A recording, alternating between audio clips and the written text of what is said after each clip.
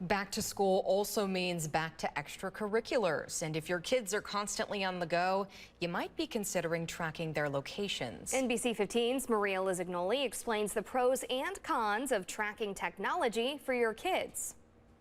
Now let's first talk about some options for tracking locations. You can use different apps on your phone, such as the Find My feature on an iPhone.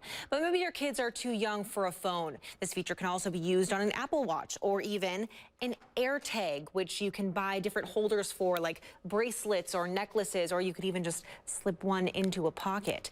These examples are for the Apple products, but the same ideas can be found online for Android devices. Being able to track a child's location often brings peace of mind to many parents, but it could also increase stress levels, since it could lead to parents feeling as though they constantly need to check on their child.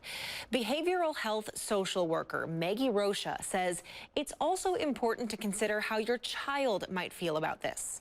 Bringing that child into that conversation gives them a sense of more control, independence, where it doesn't feel so much as it's something that's happening to them. It's something that you guys are making collectively decision together for safety. Now, Rocha says to set boundaries from the beginning. Talk to them about which situations you will most likely be checking their location. And remember, if you are sharing locations with your child, that means they can also see your location. Keep that in mind. In the studio, Maria Lizignoli, NBC 15 News.